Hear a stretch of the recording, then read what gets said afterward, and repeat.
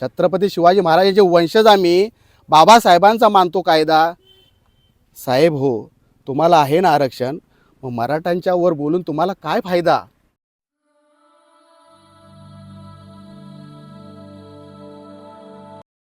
राम राम मंडळी, कसे आहात सगळे? मजेत ना?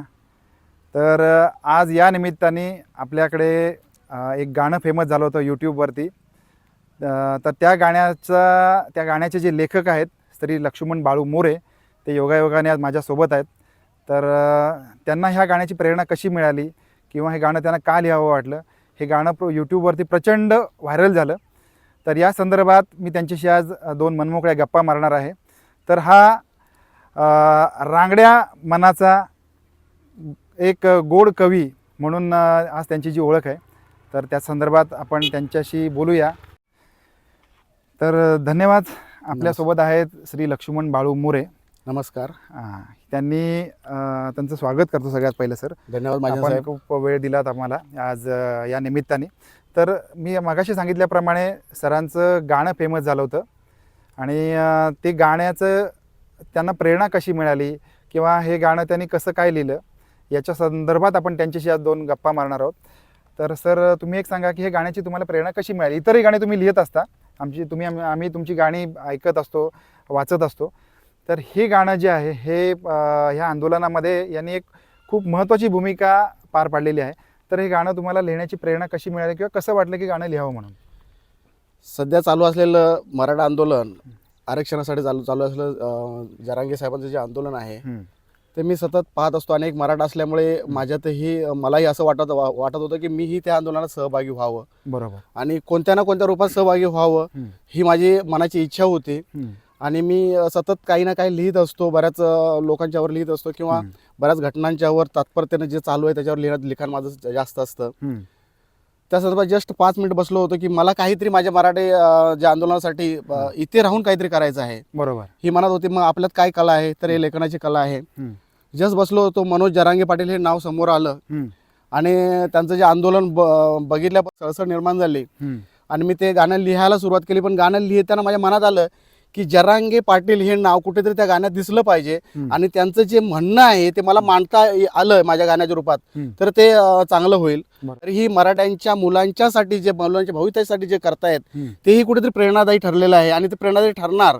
आज उभा महाराष्ट्र त्यांच्या पाठीमागे आहे, उभा मराठा समाज त्यांच्या पाठीमागे आहे आणि बाकीचा समाज देखील म्हणत आहे की आज मराठा जे बाबासाहेब आंबेडकरांनी संविधानात जे आरक्षण दिलेलं आहे ते मराठा समाजाला भेटलं पाहिजे, हे बाकी समाजाला सुद्धा म्हणणं आहे.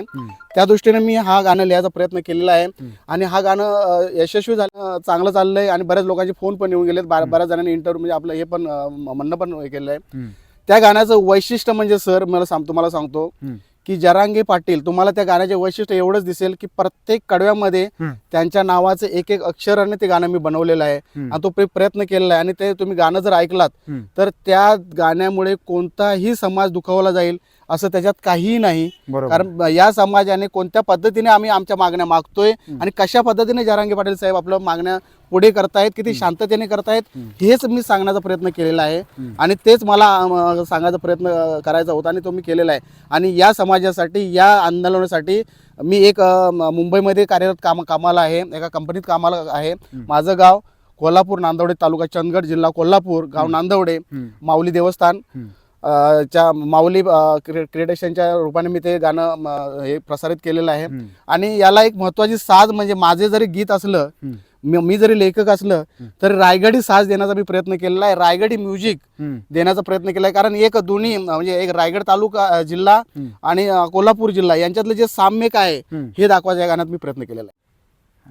तर आता आपण बघितलं असेल की यांनी लक्ष्मण मोरे साहेब यांनी सांगितलं की त्यांना कशा प्रकारे प्रेरणा मिळाली हे आंदोलनामध्ये एक गीत लिहिण्याची.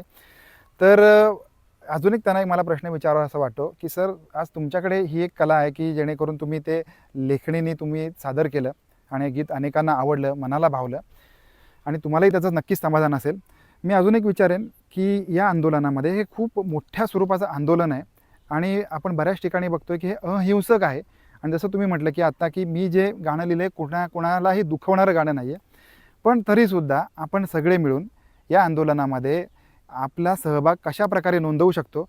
हे आपण सर्वसामान्य आहात, आपण सगळे सर्वसामान्य आहोत, पण आपण जेव्हा एकत्रित येतो तेव्हा एक ताकद तयार होते. तर मला तुम्हाला हा प्रश्न विचारायचा आहे की एक सर्वसामान्य एक नागरिक म्हणून किंवा एक सर्वसामान्य व्यक्ती म्हणून या आंदोलनामध्ये मी माझी कसं काय पार्टिसिपेट करू शकतो किंवा सहभाग कसा घेऊ शकतो, काय योगदान देऊ शकतो? सर, प्रत्येक माणसाला आज मराठा समाज हा एवढा मोठा आहे. प्रत्येक माणसाला काही ना कामं आहेत, काही जणांना अडचणी आहेत, काही प्रॉब्लेम्स आहेत.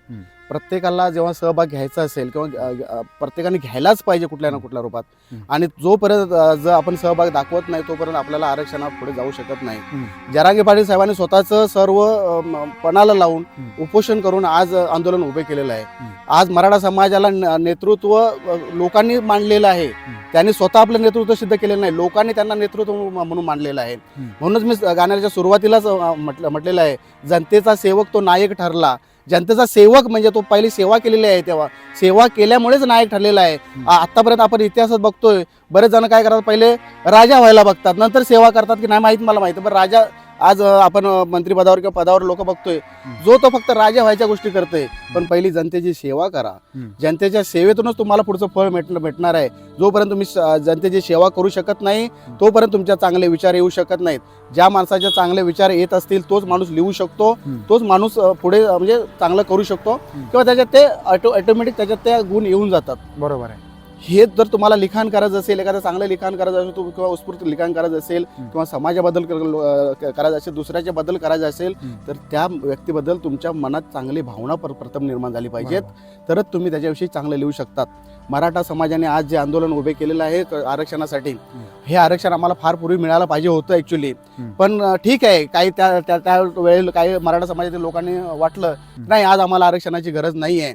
पण बाबासाहेब आंबेडकरांनी खरोखरच त्यावेळेला असं म्हटलं होतं की तुम्हाला कधी ना कधीतरी तुम्ही तुकड्यामध्ये वाटला जाल तेव्हा तुम्हाला आरक्षणाची गरज लागेल. आणि खरोखर ते आज वेळ आली. मराठा समाजाला वेळ यायची गरज नव्हती, पण आजची जी महागाई बघता, जे काही गोष्टी आहेत, आज शिक्षण सगळ्यात महत्त्वाचं शिक्षण पाहिजे होतं चांगलं. मी एवढंच म्हणेन, जर हे आंदोलन मराठा समाजाला आंदोलन करायची गरज नव्हती, पण एवढ्यासाठीच मी म्हणेन की का गरज लागली, त्याच्या जे प्रश्न आहेत, ज्या जनतेच्या गरजा होत्या, यांच्याकडे महाजन साहेब कधीही त्यांनी दुर्लक्षच केलेलं आहे. आणि दुर्लक्ष करून स्वतःच्या पोळ्या त्यांनी भाजलेल्या आहेत. जर या लोकांनी शिक्षणावर भर दिला असता, जे आपलं सार्वजनिक शिक्षण होतं, गव्हर्नमेंट शिक्षण देत आहे, या शाळा सुधारल्या असत्या, या शाळात कमी शिक्षणामध्ये जे चाललं होतं ते जर प्रोग्रेसिव्ह केलं असतं तर आज मराठा समाजाला आरक्षणाची गरज नव्हती. महाजन साहेब, बरोबर. दुसरी गोष्ट, नोकरी धंदे, नोकऱ्या धंद्यात जर हे आरक्षण, म्हणजे आता प्रॉब्लेम काय झालाय की कमी टक्केवारीला पुढे नेलं जाते आणि चांगलं टक्केवारी म्हणजे मेहनत करून आज माझा मराठा समाजातील कष्टकरी जो बांधव आहे त्यांची मुलं चांगली शिकतायत, तरी त्यांना नोकरीमध्ये हे मिळत नाही. हे मराठा समाजाची खंत आहे आताची. बरोबर. आणि याच्यामुळे काय होतंय की कमी टक्केवारी जो माणूस आहे तो चांगल्या पदावर निघालेला आहे, त्याच्याकडे मला वाटत नाही की तेवढं ज्ञान असू शकतं किंवा नसेल. यामुळे थोडंसं आपला प्रोग्रेस पण कमी होत चाललेला आहे. याच्याकडे पण लक्ष घातलं पाहिजे. बरोबर. आणि बरेच जण बोलून जातात आरक्षण आरक्षण आरक्षण आरक्षण पाहिजे, सगळ्यांना आरक्षण पाहिजेत, मराठा समाजालाही त्याप्रमाणे आरक्षण पाहिजे. मी एकच ओळ बोलेन मित्रहो, मला एकच बोलायचं आहे की आपला देश, महाराष्ट्र असू दे, कोणतेही राज्य असू दे, सर्व जाती धर्मांनी आपण एकत्र राहतो, एकत्रित आपण वागतो आणि एकत्रित आपण सर्वांचा विचार करून चालतो. चालत असताना प्रत्येकजण आरक्षणासाठी आरक्षणाच्या मुद्द्यावर कोणी बोलत असतं, कोणी कोणत्या मुद्द्यावर बोलत असतं, कोणी काय मुद्द्यावर बोलत असतं. मला एकच बोलायचं आहे सर्वांना, छत्रपती शिवाजीचे वंशज आम्ही, बाबासाहेबांचा मानतो कायदा. छत्रपती शिवाजी महाराजांचे वंशज आम्ही, बाबासाहेबांचा मानतो कायदा. साहेब हो, तुम्हाला आहे ना आरक्षण, मग मराठ्यांच्या वर बोलून तुम्हाला काय फायदा? सगळ्यांनी एकत्रित या, मराठ्यांना सुद्धा आरक्षण भेटू दे. तुम्हाला आरक्षण आहे, आम्हालाही भेटू दे आणि हे आरक्षण सर्वांना मिळू दे. याच मार्फत एवढंच मी संदेश देईन. जय हिंद, जय महाराष्ट्र, जय शिवराय. धन्यवाद सर. ह्या आपला मुलाखत घेण्यामागचा उद्देश हाच होता की हे मराठा आंदोलन हे प्रत्येकापर्यंत पोचावं. माझ्याकडून या यूट्यूब चॅनलच्या माध्यमातून हे एक योगदान असेल या आरक्षणासाठी. आणि याच्यामध्ये जेव्हा पुढे जात राहू, ज्या गोष्टी घडत राहतील त्या आपल्या सगळ्यांना दिसणार आहेत, काही लपून तर राहणार नाही आहे. पण तरीसुद्धा आपण जे प्रक्षोभक विचार मांडले, अर्थात आपण आपली इंट्रोडक्शन करताना आपण सांगितलं की तालुका चंदगड, जिल्हा कोल्हापूर. आणि हा कोल्हापूरचा कवी माणूस या माध्यमातून मी तुमच्या समोर घेऊन आलो आहे. तर या आंदोलनासाठी मी माझ्याकडून आभाळभर शुभेच्छा देतो आहे. हे आंदोलन मोठ्या प्रमाणामध्ये यशस्वी व्हावं याच्यासाठी आपण परमेश्वराकडे प्रार्थना करूया. आणि जाता जाता मी एवढंच म्हणेन की छत्रपती शिवाजी महाराज की जय आणि जय भवानी, जय शिवाजी. जय शिवराय.